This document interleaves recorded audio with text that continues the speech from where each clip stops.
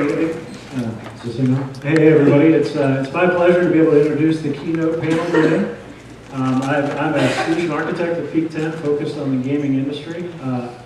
I've personally been involved in the gaming industry for quite some time. My neighbor growing up was the original designer for GameSpy, so it's been a real piece of my heart pretty much my entire life.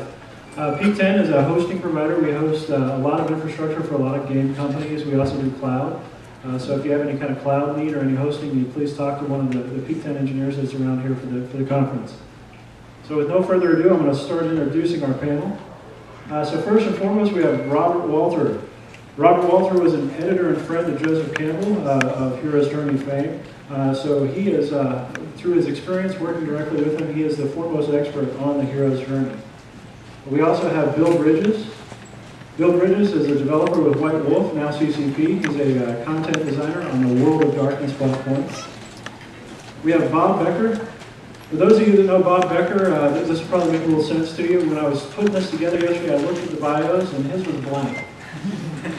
Knowing him, I figured it was a secret code, so I put some lemon juice on it and held it with a light bulb, and my paper caught fire. But no, seriously, he is a primary supporter of the Siege serious games track. He's also a professor at Elmhurst College, and he's a founder and CEO of Becker Multimedia, a game development company.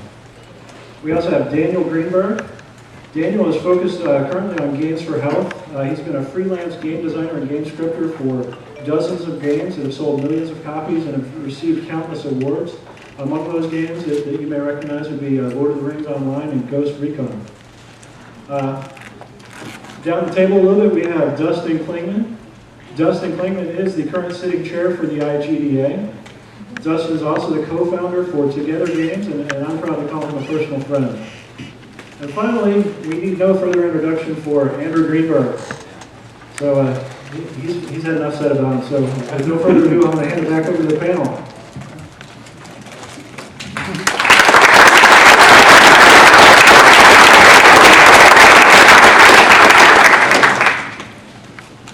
Okay, I'm going to kick this off if I can get out of the dais for a minute. I want to thank Andrew for provoking me to come here. We were having a conversation when I was in town a couple of weeks ago for a Mythic Imagination Institute event.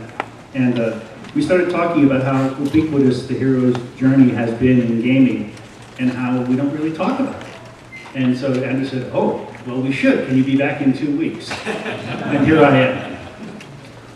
I'm going to presume for a moment that most of you have some familiarity with the word hero's, with the phrase the hero's journey. But I'd like to open it up a little bit first and just clarify a few things so we're all talking about the same thing. The phrase comes from this book, The Hero with 1,000 Faces. This is the third edition. Joe wrote this book in 1949. It appeared on the New York Times bestsellers list in 1988, on the heels of the most successful fundraising vehicle that public broadcast has ever had, namely Joseph Campbell and the Power of Myth with Bill Moyers. Those were conversations that were filmed with no idea of what would happen to them, and Joe died very suddenly, and Bill slammed into production. And an author who I knew early on, with whom I started a publishing company because no one would publish him, whose royalties the last year of his life were $6,000, suddenly became a household name. And I think that's important because when we're all struggling along and starting out in our garage or our spare bedroom or our kitchen table, we think of the icons in any given industry or any given business as sort of being mythologically sprung, full-born from the side of a goddess. It doesn't work like that. And sometimes you don't even stick around long enough to see the impact.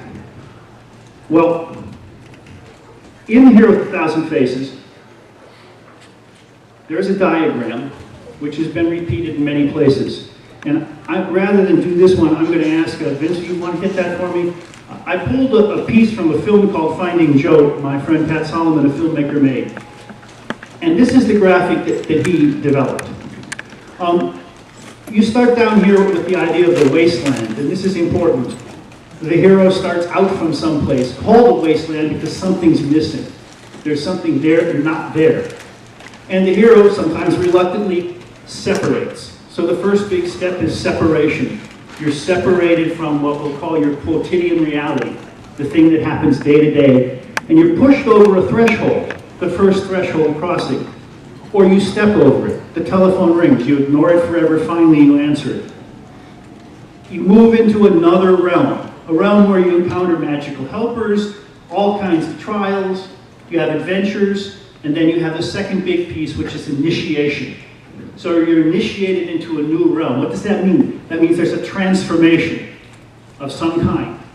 The hero is transformed in some manner, and you can see there are a number of things that result from that. Helpers appear, there's apotheosis, you enter a cave, you're stuck in the belly of a whale.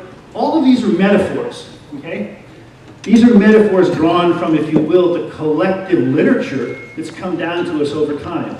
They're not literal events. They're not steps A, B, C, D.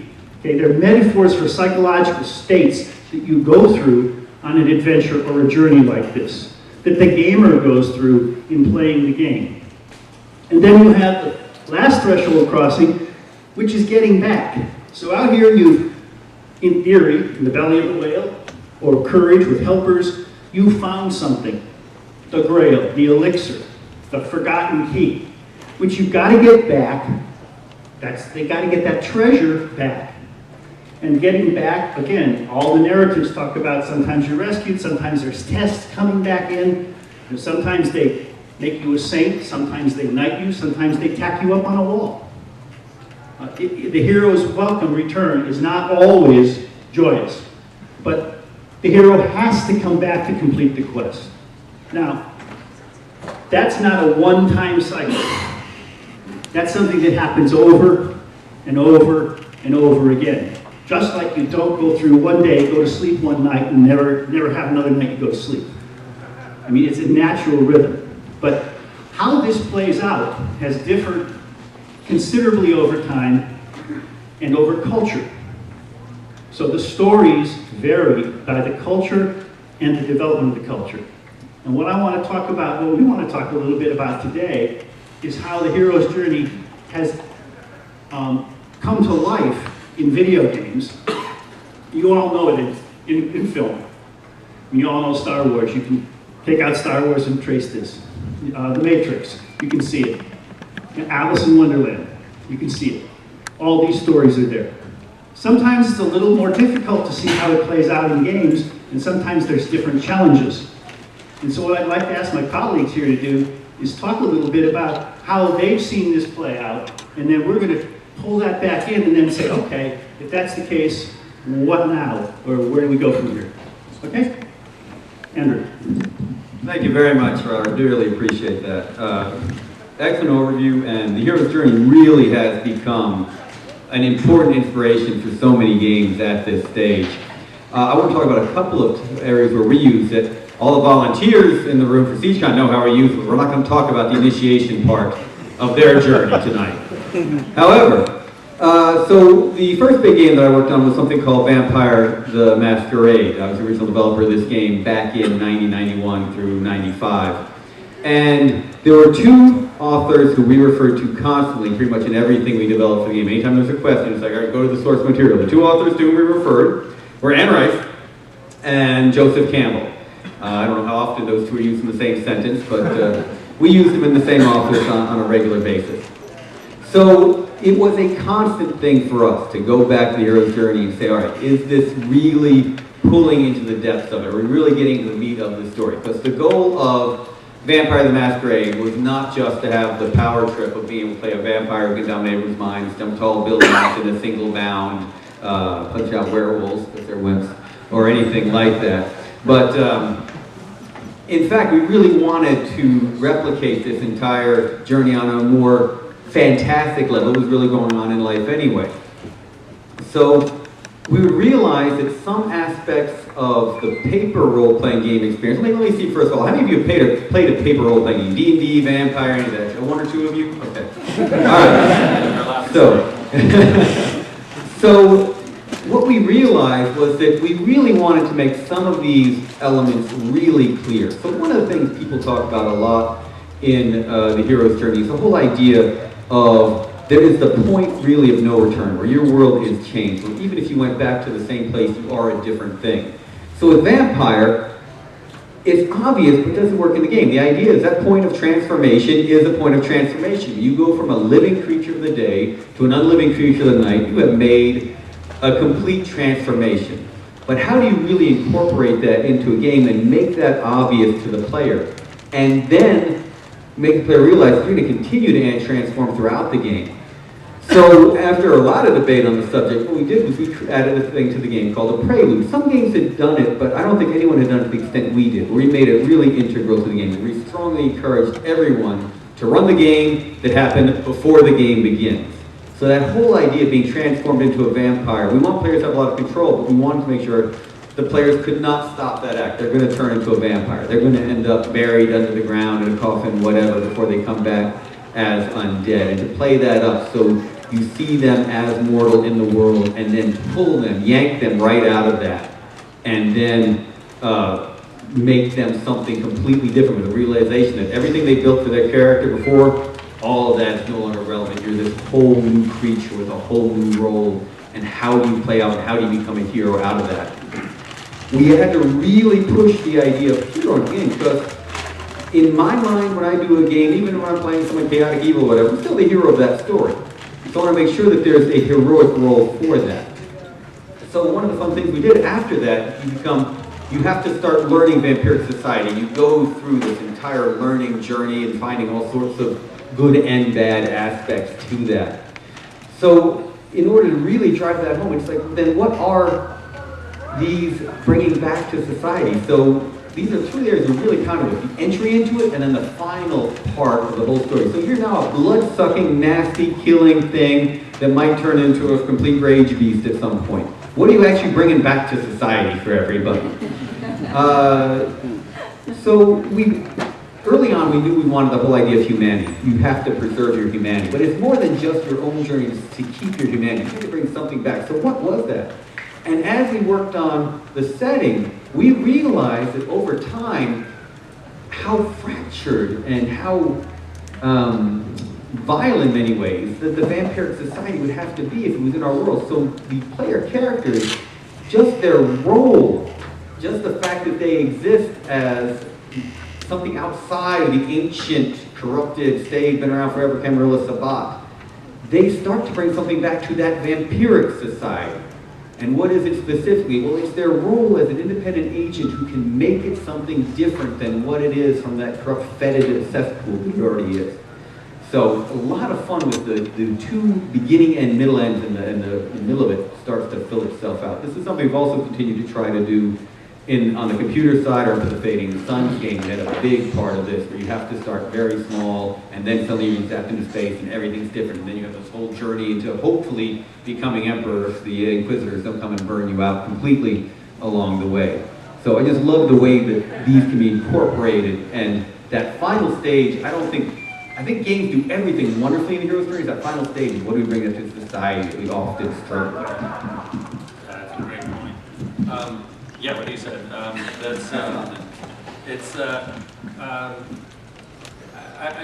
start where he left off, which is where I was going to end up, but and movies don't do that very well either, because if you look at Star Wars, which kind of does a paint-by-numbers formula through the hero's journey, at the end, the point of the hero's journey is you bring something back to the world, right? So you look at the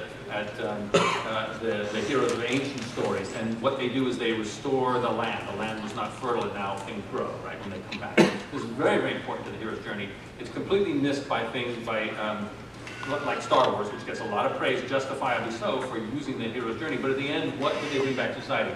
You know, the child of every janitor on the Death Star is now an orphan. So that's just society. But a lot of people who are heavily into the hero's journey, they work so hard to get through it that they miss what you're coming back to. That in the end, a hero is supposed to be the revitalization of a civilization. Right?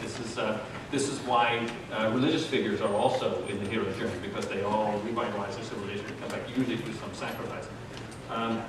So we're missing this in games.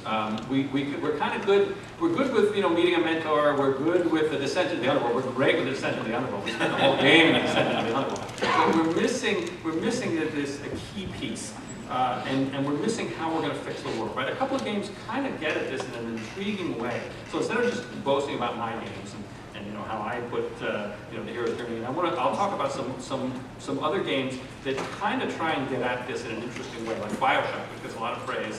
The author of that game is a big fan of the hero's journey. But one thing that's intriguing about that, I don't know if you have ever played by the original BioShock, where so I have to explain a little bit.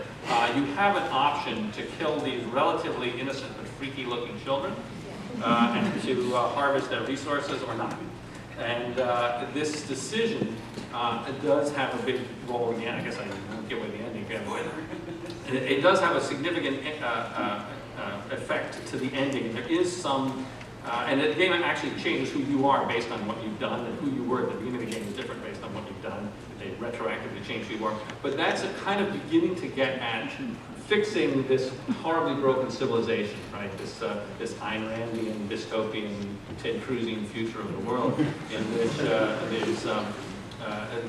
this disastrous thing has happened, and you're there to kind of restore it or not make it worse. That's the kind of thing that game designers think more in terms of what is my setting, what is my world, how am I going to put out a world there where your role as player actually matters.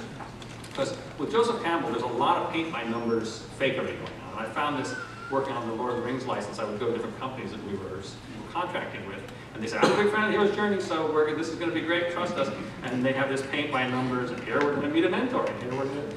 And I said, well, okay, let's go a level deeper. Let's go a little bit further in. What is the point to the meeting with the mentor? What is this psychological state? Because the only reason these things matter, well, not the only reason, but the main reason these things matter, is that there's a very important psychological state in your mind that coincides with these.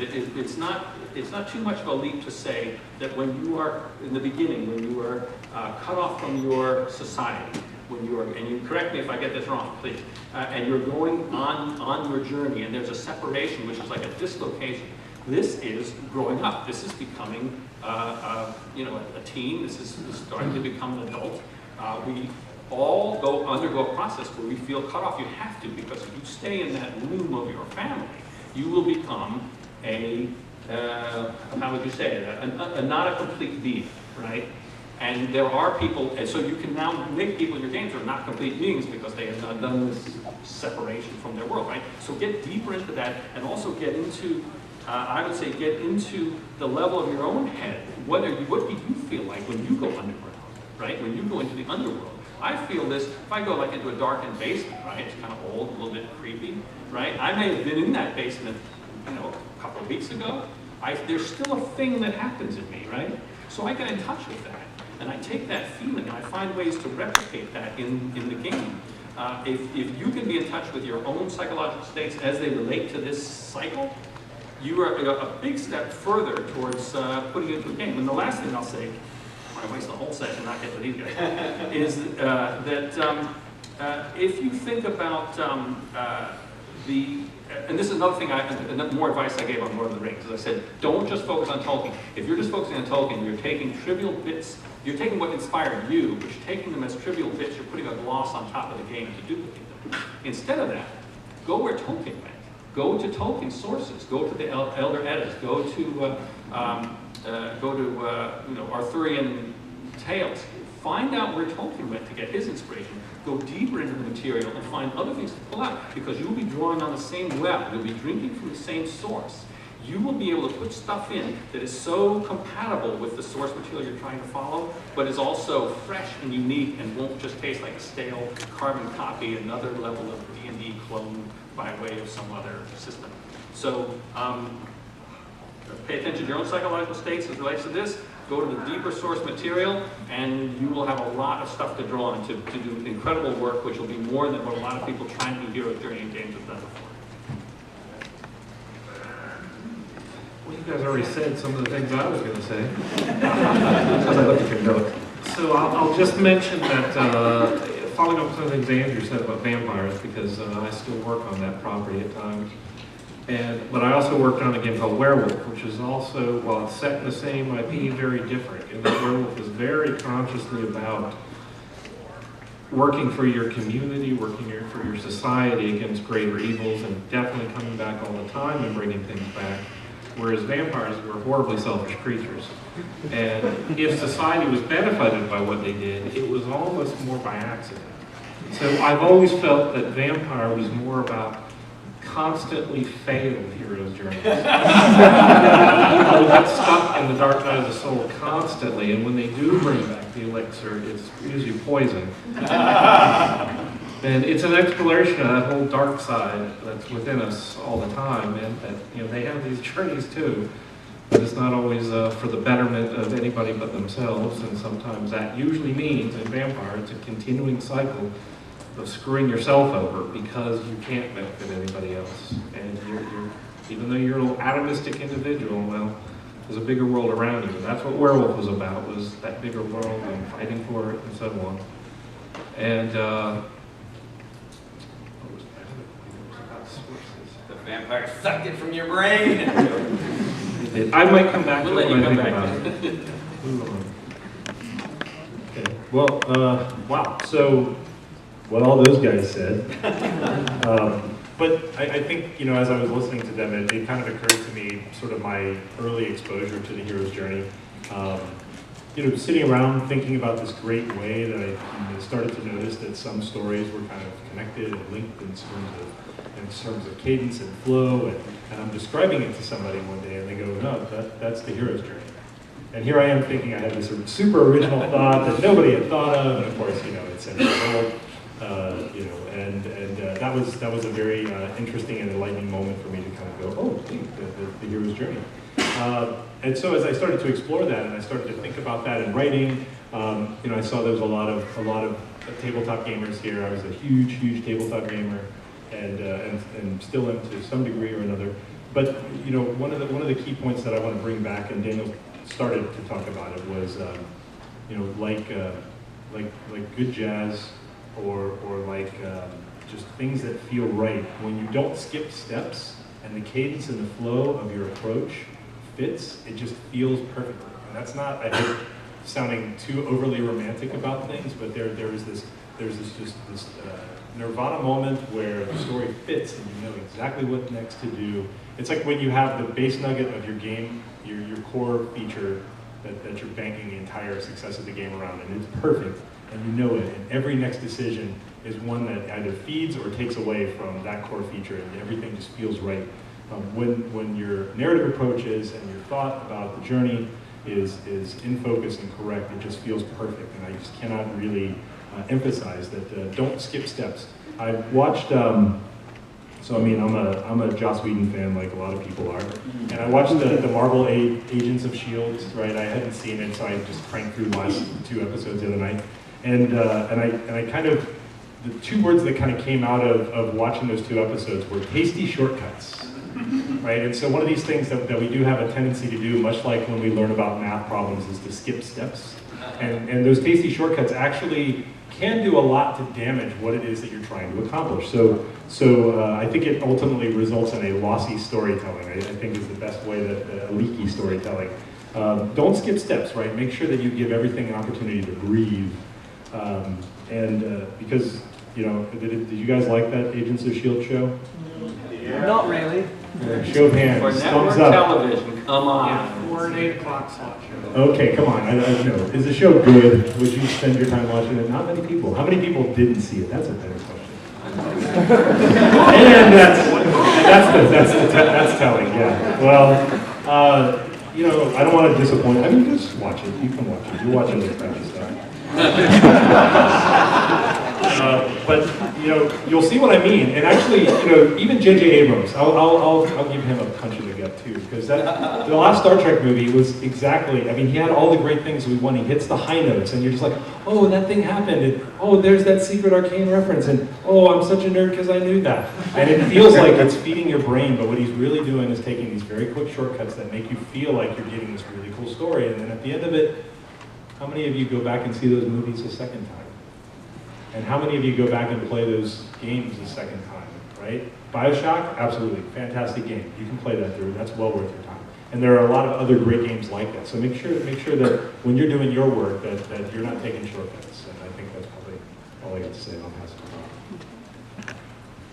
Thank you.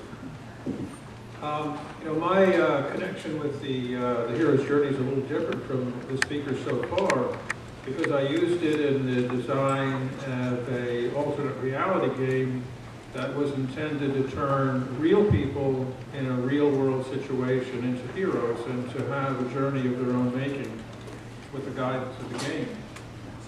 I think it's important to sort of say one thing at the top, I haven't heard it yet, that Joseph Campbell's work and the hero's journey in particular is about myth and archetype. And you think about what those words mean, but what they mean historically and in the present time is myths and archetypes are ways that are instruments that we use to understand ourselves and understand the world that we're living in. And the power of the hero's journey comes from being able to have a deeper and more accurate understanding of yourself and the truth of your reality. So we leverage those assets and those aspects of the hero's journey in a project for a bank, of all things. Now talk about wasteland. The underworld. The dark side. The financial services industry, Wall Street, if you like, is probably the most powerful real-world image of evil, I think, that we have. When you think about all the implications of the industry, well, an important company, ABN AMRO, a huge European bank, was our client. Their American property, LaSalle Bank up in Chicago, was the sponsor of the project, and they've since become part of Bank of America. So they're still on the dark side. We had an opportunity to see what we could do with the myth for them in a serious game, a training exercise for retail bank associates. The mission was to teach ordinary bank tellers and loan officers and bank managers about transformational change. Now when you think about what it means to work in retail in general, or in a bank in particular, you're not thinking transformational change at all. It was a very disruptive and I think explosive concept, and I think the power of the hero's journey made it more acceptable to the client who paid for this work. Our objectives were to teach these associates resilience and courage and confidence, personal authenticity, being true to oneself and one's colleagues and one's customers, and perhaps more than anything else to make them feel passionate about their work, their mission in life, and to instill a certain kind of idealism. We were using myth, if you like, in the way that it's always been used, to transform a perception of reality in the minds of the people who went through this program so that they would begin to behave in line with those perceptions, and they would begin to apply their idealism to their behavior and to their relationships. And I can tell you from this experience, it was a very large and complex and costly project. The final product was about 2 weeks of sustained ARG-oriented training, where we actually had 2 days, full days of highly designed experience for them, and then they went off back to the bank, and they actually used artifacts from their game in the bank itself, in the retail environment itself, so it's very exciting. I would say that the power of the myth was completely unquestionable. When you take something like the hero's journey, or when you take any mythic element, something that has been bred into our DNA. Joseph Campbell didn't invent this hero's journey, he discovered it. because it exists in every one of us. It exists in people throughout centuries. And when you're able to tap into something as powerful as a paradigm or an archetype or a process that is part of our subconscious and historical memory, you're suddenly able to communicate with people on a level that would be totally unavailable otherwise, and you're able to shape their behavior and their perceptions and their values in ways that you could never reason them to do. And so my example, I guess, is about using the hero's journey, not so much in a fantasy environment or in a fictional environment, but using it in a game context to actually alter the lives and the work of people who work for a major financial company. Have you published a report of that? Is there anything that people could actually see about that? See these other games? I Would would we get that available? I don't have anything available except the artifacts of the project itself. I would love to do a webinar about it, or I'd love to do a session about it. We have all of the material that we use for the project, and I think a lot of people would find it very exciting because it does take you, it's sort of like what excites me about serious games in general. It brings the world of the imagination and the world of the nature into the same environment, and suddenly you're no longer playing just for fun. You are, in a very real way, playing to change the world that you particularly live in. That's a little example of some of the diversity. I want to underscore a couple of things and make a couple of distinctions and then toss something out to the other panelists. I think it's important that we talk for a minute about Joseph Campbell, when he discovered the hero's journey or the hero's adventure, he went to James Joyce and he seized Joyce's phrase, the monomyth. Joyce postulated that there was some kind of myth that was a monomyth. It underscored all human society and civilizations. Now, I think I want to just take a couple of minutes here to talk myth. I mean, we're using this word a lot, and of course, a lot of people's first reaction is a myth, well, that's a lie. Or Joe used to say a myth is another person's religion. You started to touch on it down low there. A myth is a lens through which we frame our own experience. It's a metaphor in which we draw upon the things that are around us to talk about things that we can't really see around us. Now, to understand what makes it mythic, and I think this is maybe important for you to think about as game developers. Joe used to say, well, the four functions of myth are, and he would run through these four functions, mystical, cosmological, sociological, pedagogic. And we, in the beginning, said we could support the Joseph Campbell Foundation by making a Joseph Campbell wind-up doll. Every time you wound it up, he would say this. That makes sense if you're born in the Renaissance, or if you live in a tribe somewhere that's cut off from the rest of the world. That's not where we are today. And so to give you a different way to think about it, and to think about how you build a mythic story, you need to think about the way a mythic story connects you. So on its first level, it connects you psychologically. There needs to be a psychological buy-in, and that's going to be different. That means we all know what we see when we see someone who comes along who's 60 years old and trying to dress like they're 16, okay? Or you see the person who's 20 and trying to be older. There's this point at which the character needs to be in harmony with their own psychological pedagogic development. And to some extent, the human species hasn't changed all that much in 35,000 years, which is why a lot of those psychological patterns are the same. We're still born, we grow old, and all that. The next is very important, and it connects you sociologically. So you, this integrated character, have to have a place in a society, okay? And the society we have today is not, tribal or the Renaissance where everything tells the same story. The stories that you're going to create, the myths you're going to try to evoke in a game, have to have a place, a total social structure, and I want to come back to that in 1 minute. And then finally, it has to have a cosmological function. It has to lift your society into the larger cosmos.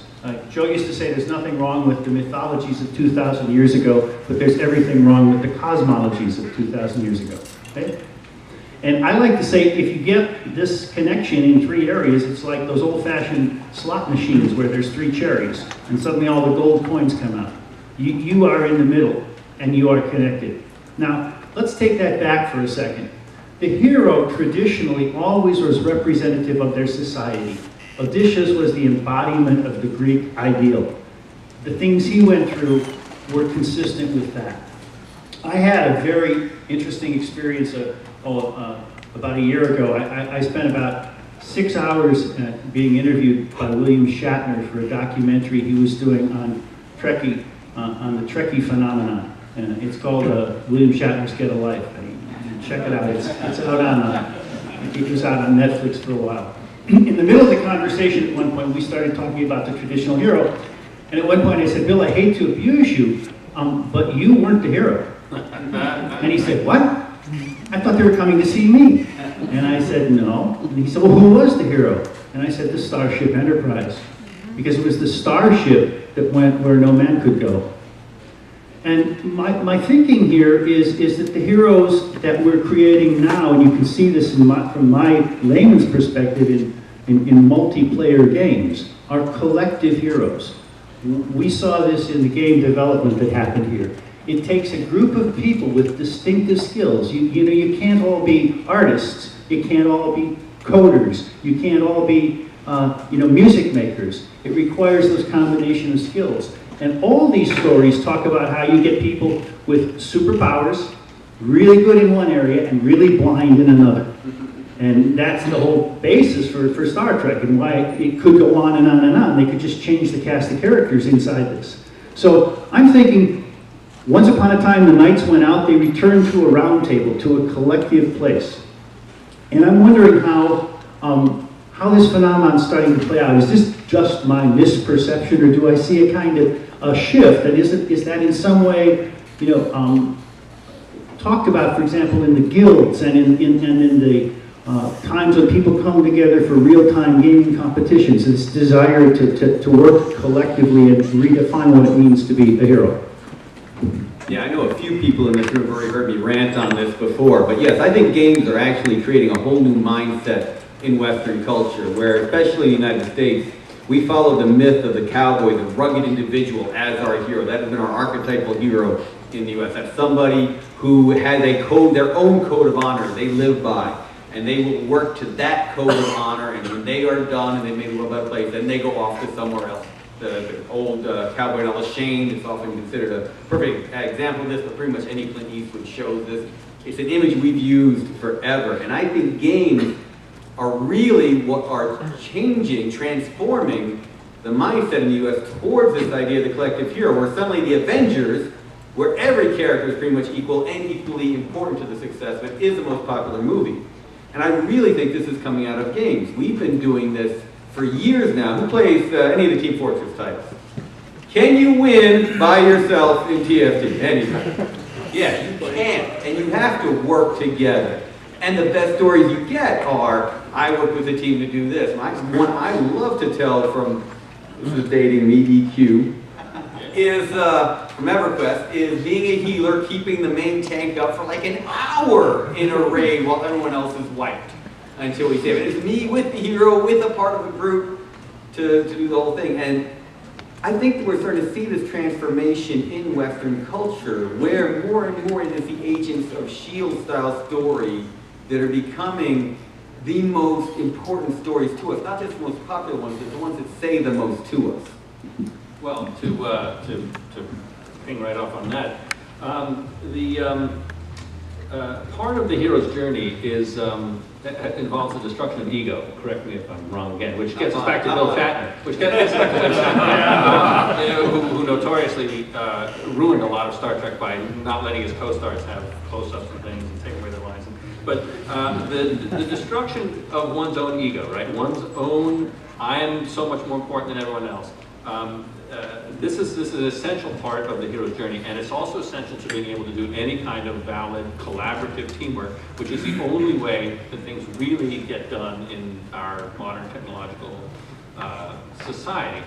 And so I think the hero's journey, and like everyone else is saying, these multiplayer games, where we're learning whole new ways to collaborate, whole new ways to work with people, whole new ways to find how we are going to overcome ourselves, which is the point to the journey, in order to be able to do this. I'm going to discuss, I think, one of the most important stages, and probably one of the most misunderstood stages, is the belly of the beast.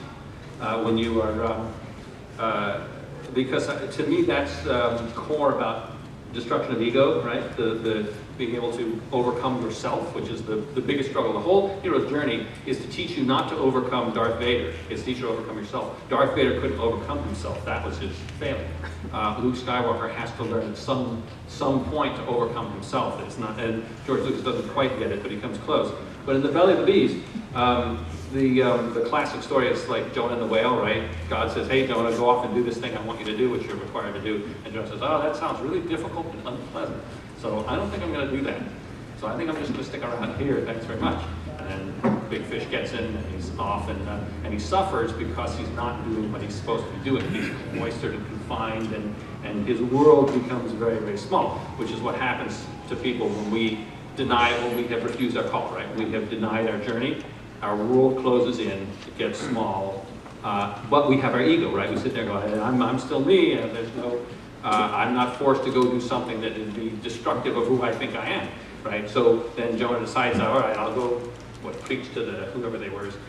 He has to go do a thing, so he has to go do a thing. And at that point, which he knew he should have been doing all along, and at that point, all of a sudden, his world opens up again, like the big fish opens up, he's out. It's not a whale, by the way. I wish people stop saying this. So no, the ancient Judeans knew nothing about a whale. It's a big fish. So it's not a mammal. So the big fish lets him out, and he goes and does what he's supposed to go do, right? And suddenly his world's expanded. He's enlarged again. He helps everyone. He says, well, why wasn't I doing this in the first place? This is the dumbest thing.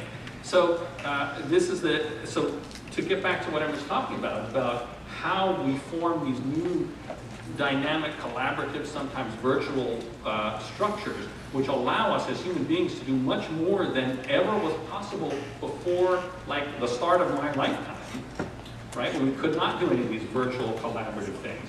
So I think everybody sitting in this room is part of this experiment, which is unique to human civilization, which is a rapid acceleration of getting us all through those stages of the monolith, getting us through this difficult kind of journey where we do have to kind of overcome our own self to say, what in me do I have to overcome so I can do this thing that I think would be worth doing, which for a lot of us is being able to build collaborative, build a game together, build a piece of software together, do a raid together, all these things that we can do now, but which require some degree of saying, I'm a hero, but I'm not the hero. And we're all the hero, like the Starship. Next. Yeah, I think games actually are finally reaching a point to catching up to a trend. I think I'm going to disagree with Andrew a little bit, and I don't think games are creating it, because I think the trend is starting way back. And if you look at Lord of the Rings, for instance, it's an ensemble story. So it's ensembles that have been growing and getting more and more popular. The Avengers, for instance, started out in the 60s. It was only in the movies now. They finally were able to catch up to that. And Star Trek is another perfect example in the 60s, an ensemble show.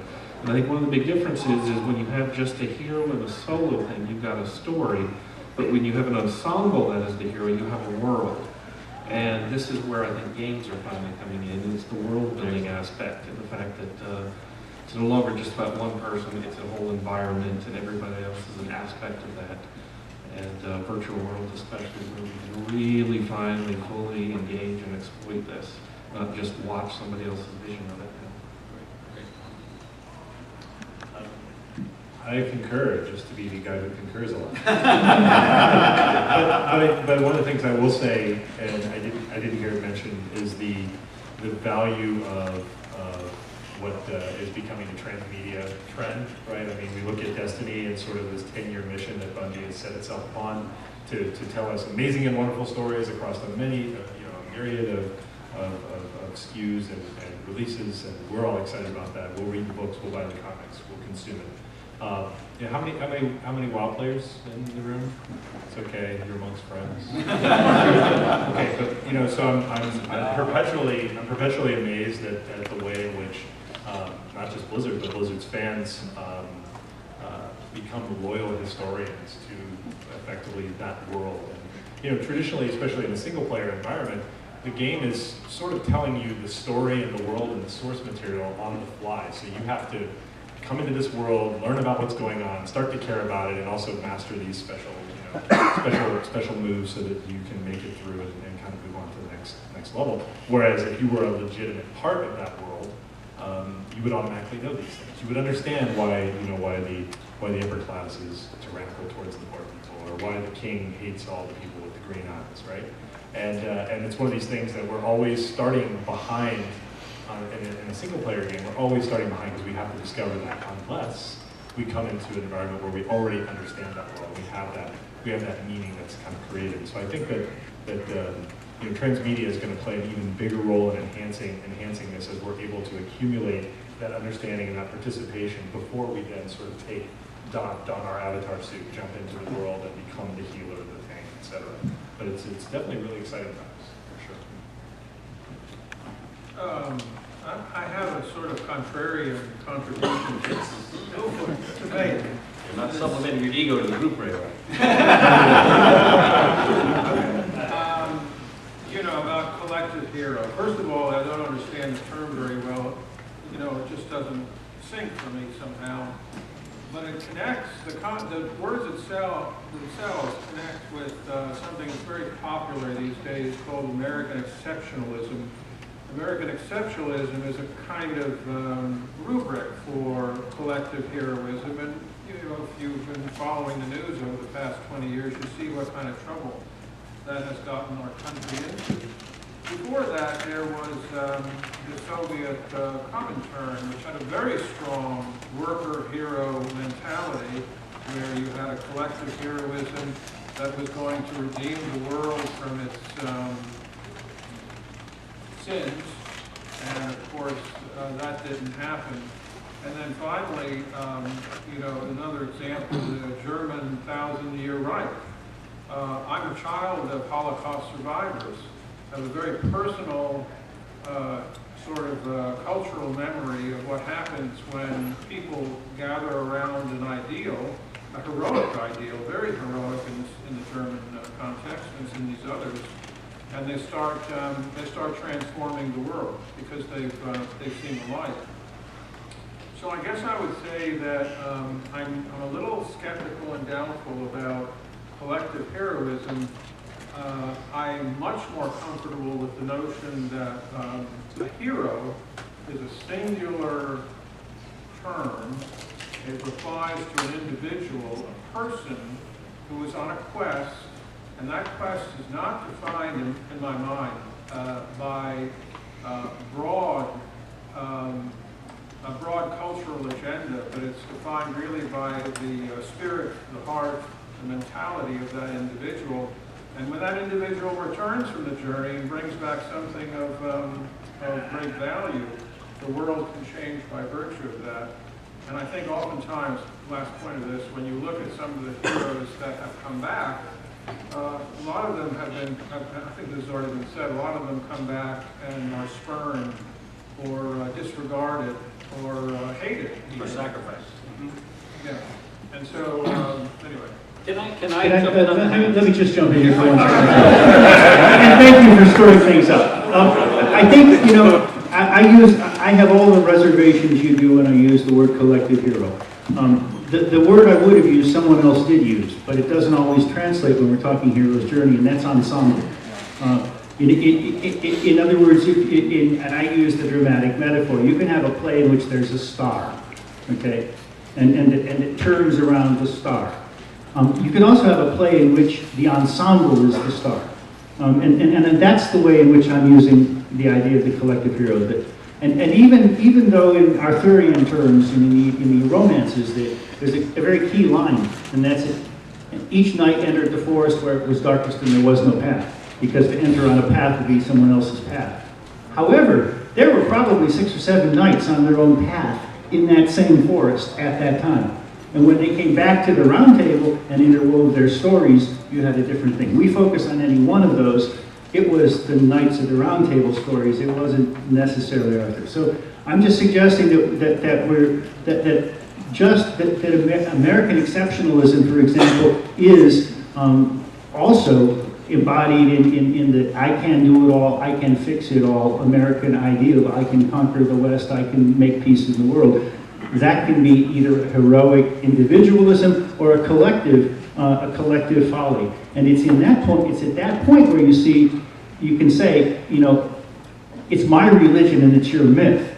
And it's the reason that so much damage is done in the world in the name of myth, in the name of truth, in the name of my story, which is so important to me and my tribe. Truth with a small t. But I make it a big T because it's my tribal truth, or my personal truth. So, I mean, we're moving into an area where the words get in our way and where we're juggling the concepts with this, the if you will, the literary terminology with the sociological phenomenon we face. And it's a good road to go down, but I think that the focus here really is on how do you embody this, and the other point to underscore there is that transformation is always surrender.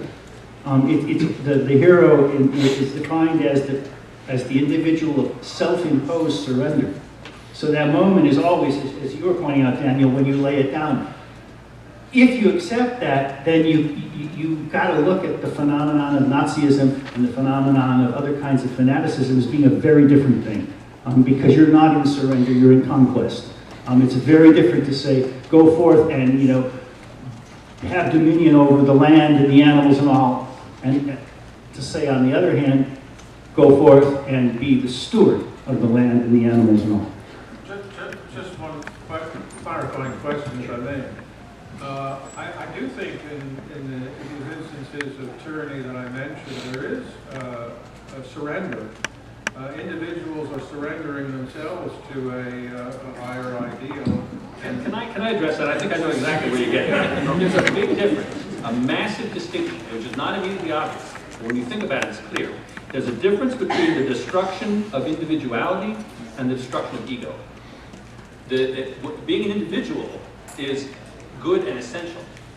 Having ego that says that I am all that matters and the rest of you not. That's the problem. So what the Nazis and the communists and lots of totalitarian structures do is they say your individualism doesn't matter because the ego of the group is what matters.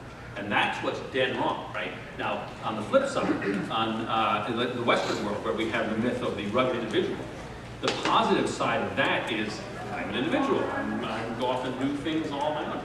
The downside is if the individual does not destroy his ego, he will impose himself on everyone in unfair and unrighteous and unjust ways, which are as bad, which can be as bad as when some individual tells the group stop being individuals and be a collective, right? So the destruction of ego, which is always and only personal, no one else can make you destroy your ego. Someone else can make you destroy your individuality, but no one can make you destroy your ego. That's your own turn.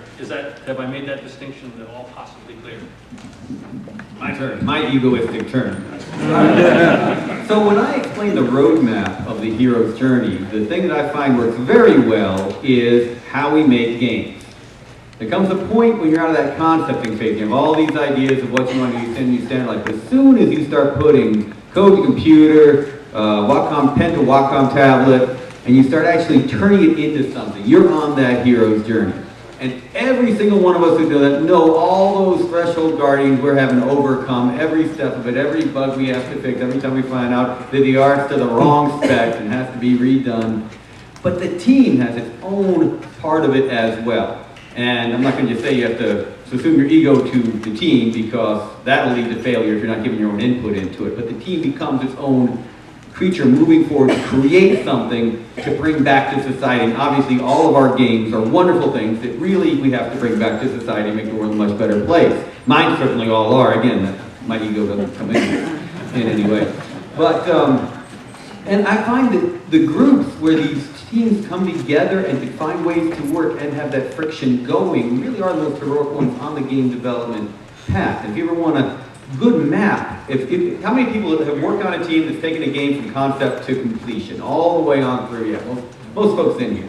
So you've been through that, and you can apply that directly to how this hero's journey works within the games as well. One of the things that I find objectionable with other things that say they have a collectivist idea of how to make the world better is then they'll say, but now their archetype is the Superman, not a Superman going forward. This is the archetype of that individual, instead of how that group can come together to work in a much better way.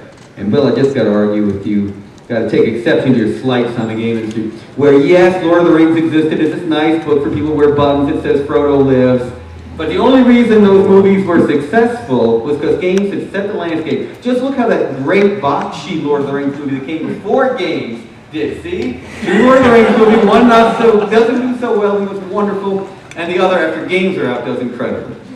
Hey, hopefully we've stirred up some conversation here, which I think is going to go forward. It falls to me to be the moderator, which means I'm supposed to keep an eye on the clock. But we started late, and I would like to leave a little bit of time here for some questions, and then if we'll wrap up. And as I say, I know I'm speaking for the rest of the folks here. We're available to argue these things over coffee, wine, or whatever. Other questions? I see a hand back there. Yes. So I wanted to highlight one thing in that question, which is I think that the collective term in of collective hero was probably perhaps best described by Teenage Mutant Ninja Turtles, because you have the four where no one is particularly the hero, but as an individual watching the series, you have you personally identified as one of the four characters who altogether go through the transformation of the hero's journey. There are many examples like Lord of the Rings where you have Frodo, who is essentially, for all intents and purposes, the leader. So, for all The true hero of Lord of the Rings is Sam. But ignoring the Frodo argument, the actual question I had was, do you actually have an example of a game that is story-driven, that diverges from the hero's journey and has done really well? What do you mean by divergence? Divergence meaning they take away from most of the, they don't actually use the most aspects, they don't have the transformational segments, they don't have the journey, but it's still a story-driven game that has done well. That you would say most games have some kinds of transformational element in it. And even if they don't, what happens to you as a player playing is a transformational thing. The game doesn't have to put it on the screen as this is what's happening. I guess the argument is, does every game have a hero's journey? Or do some games not? I love to use Civilization as my example of the hero's journey in games. You start as this nomad, and again, I'm doing the roadmap version.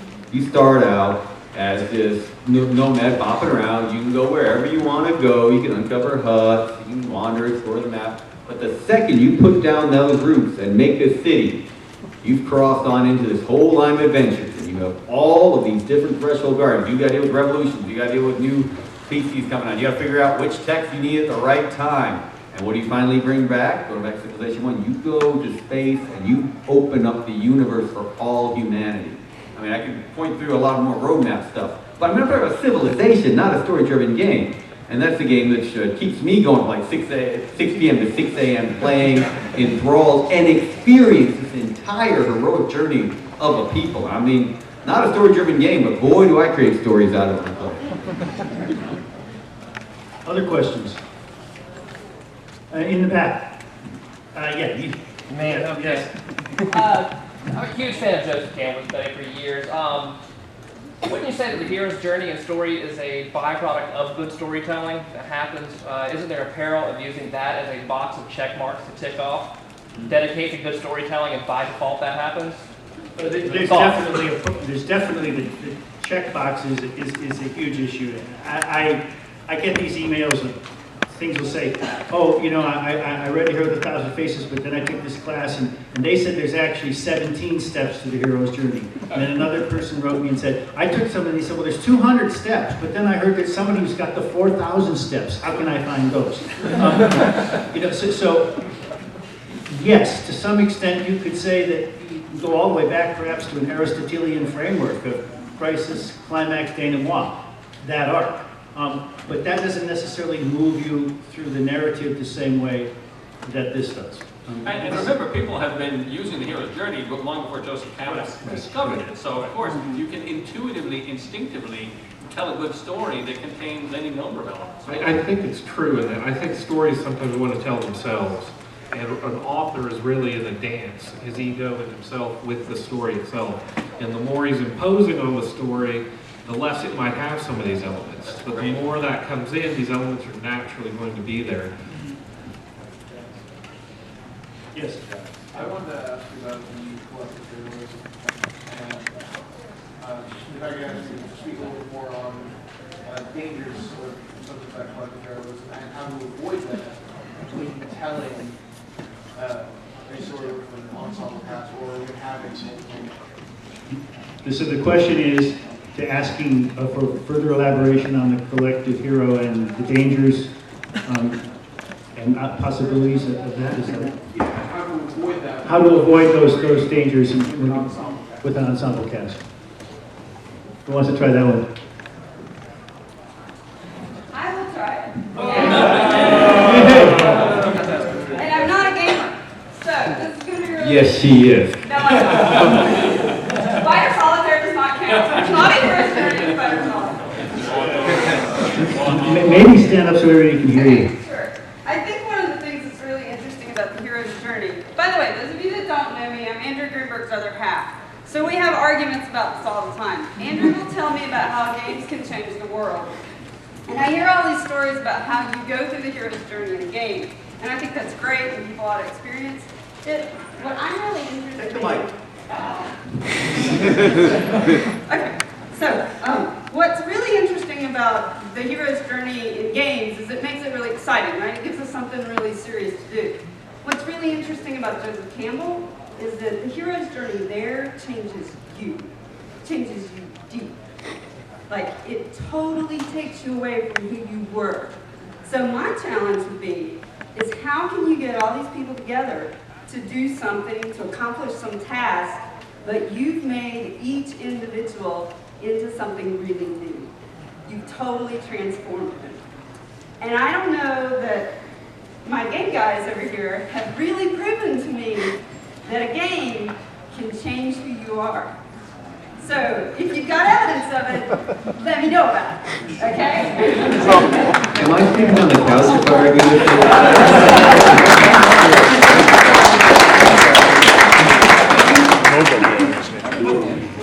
Bill, it sounds like the game that Bob, you did down the end? Yeah? I did. Yeah, well, that changes people. I just want to say that to answer the challenge, if you've got evidence, I tried to allude to some evidence where the focus was on transforming the individual as a sort of step towards changing the world. So, yeah, I think I have doubts about the collective hero, but I have no doubts about the hero's journey as an instrument for transforming the individual. I think it would be great when we could see all games do that. You know, we can see big spread. Does it count if I only kill people after playing Grand Theft Auto?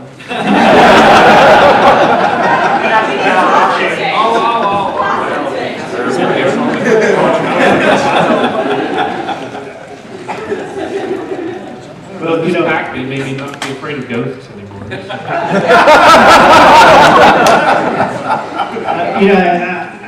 At base, Joseph Campbell would say, that the vital individual revitalizes their society. And I mean, you could think of that as a kind of baseline here. So to some extent, if the game you're playing makes you a more vital person, and if the game can provide you, which is what we were alluding to earlier, with a way to focus that vitality in a way that it enables you to get out of your room and actually, revitalize the people around you. That's a big first step, and it's important. If the game just keeps you in front of the screen or at the board forever, talking only in a language that a few people who come by can understand, then you may be working at cross purposes to yourself. And I think that if stories can transform you, then games can transform you. All right, I'm going to get a hotel room. I know I'm sleeping here tonight. Yes, over here. From a design perspective, Are there points in the hero's journey that lend themselves more to informing the player on how to play a game, or times where this is a great point to introduce a tutorial for different mechanics? Also, are there points in the hero's journey that are largely looked over in games that really need to be ruminated on within the experience of the player? Yeah, to answer the second one, I mean, almost everything after the descent to the underworld, almost every game designer who tries to use it gets caught up in the descent, and that's it. And there's good stuff after that they kind of try, refusal of a call, but I mean, really, we're stuck on a few things that obviously lend themselves. So, yeah, look at everything that happens after the descent. But you can't have sequels.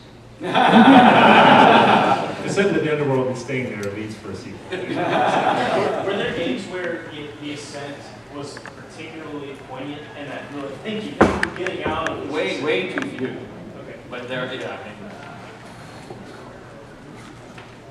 I'll jump on that one. Who's played Journey? Yeah, I don't think there's any. I mean, okay, I won't say there's not any game that does it as well. Mine obviously are out there. But Journey, for those who haven't played it, I think puts this into an experiential mode. It's absolutely wonderful. And take you absolutely through the ascent on out there. And I mean, it has the best, well, other than that means, of a way you come back and give back from what you've learned, because you yourself are that gift to the rest of the game. From that point on, once you succeed in that game, you guide other people on further. I would also point out Shadow of the Colossus, which is I mean, that's a great example where sort of the underpinning narrative of the game is embodied in the mechanic. The core mechanic is knowing when to let go, and fundamentally that's what the game is about. So I mean, that's a great place where those things are matched. Question over here. Yeah, actually not a question. I wanted to address Andrew's behalf. I wrote a puzzle game and I didn't want to do a conventional story, so half of the story was actually this very... Hey, Joe, let me interrupt you. Grab a mic. This is actually a good story. Just looking for reinforcements. So I didn't want to do a story, so half the story ended up being this non-conventional self-help book. My game was called Clutter, and actually the main character was the Declutter for Life guru. And I was actually surprised at how many people, I figured most people would just ignore it, which a lot of people did, but definitely more than 1% or 2 were really affected by it, the advice, as well as sort of benefit. So there's at least, but again, I did it through non-story, the way I look at it, even though there was this other half that was sort of his genealogy. And I did it totally as a lark, so I think games can handle non-traditional stuff, and that's the stuff that might affect people more than you expect. That was at least mine. Well, you can, Joe, you got a guest room I can use. I might be needing it. You can not put story in, and the player can still have story. Remember, the game does not appear on the screen. The game appears between the ears of the player, right? So Tetris can have a story. I mean, you can definitely feel like the crisis, the climax and the resolution of the crisis, all in a game of Tetris, right? Your subjective experience of it, what you bring to it, how you see your way through these experiences called games, which are designed to kind of put us in altered states anyway, they lend themselves to storytelling. They are storytelling. You sit around and hear people tell stories about how they played a game that had nothing to do with what the game designer put in there, but which you found emergent gameplay, you discovered your way through it, and you now have a story that did not exist before you played it. I mean, the more sandbox games become, the more people are going to be putting their own meaning into it. And especially the more people are actually playing at the same moment, at the same time, the more meaning you get out of what they come up with. And that's much more fascinating. There was advice grabbed from many books on decluttering your life that I used and did this plus my own. So there was real advice there that people took much more serious than I expected. I think that I'm going to go out on a limb here because this just popped in my head, and I'm going to think that Minecraft might solve your problem, your challenge. Because I mean, I think as you think about designing a game, you sort of need to think about what's my intended bigger consequence rather than I've been on this little journey and I've won these little points. You know, that if you're designing a game, you've got to think about how might this change a person. Ray tried to do that, but Ray, everybody gets the point of the story. You know, that's a valid point, but I want to just conclude on one other thing. I want to lift it from the game to the state of game playing. If nothing else, the ability to play a game is an important perspective on how one lives one's life. Joe would say mythology is all about play. He would cite formal Japanese where there is no verb for I am, you are. It translates as I play, you play, he, she, or it plays. So I would say, I hear that your father has played at death. And Joe would say, what you do in this world, you have to do with play. The universe is God's play. So I always take that as a sort of mandate to play on and to recognize that just in the act of doing that, in so long as it's not an isolating act for you, you are engaging a different kind of energy in yourself, which will be self-revelatory. And if you can observe yourself being the player of the game, whether you're the creator of the game or not, you will have that insight that you're talking about now. One last question, Becker. Does GTA 5 make its way through? Yes. I haven't heard it all the way through yet. The verdict is still out, too soon to tell. No, well, no, because my earlier point that the story is not at all relevant, the story that they put in, the story that's relevant is the story that you put in. Sandbox games do this better than most. So regardless of what story they put in, and I know there's a lot of controversy about the quality of the story, it doesn't, it really, at the end of the day, doesn't matter. I mean, what are you making from it? What is it doing to you? What are you finding about yourself? And a lot of these are questions you can't necessarily answer intellectually. You can't necessarily say because you haven't, it may be acting on you without your knowledge and without in ways that you may discover later. So I would say that every sandbox game, ultimately, there's a hero's journey in it, even if you're the only one bringing it to the game. I mean, games like GTA and stuff are, their stories there provide a matrix of meaning to sort of remind you of the genre that they're working in, but that's also that your own game is riffing on that genre. It's not there to paint by numbers and such. That's the beauty of sandbox games is they're about worlds, and the story is what you do in that world. It's not about what they do to your character. Plus, any game where you can die by a wall has got a big cycle of life. Right? I mean, even though it's a sandbox game, there are parts of the game and the story where they don't let you skip it, where you're forced to go through that. So No, you're not. There's an off button. Well,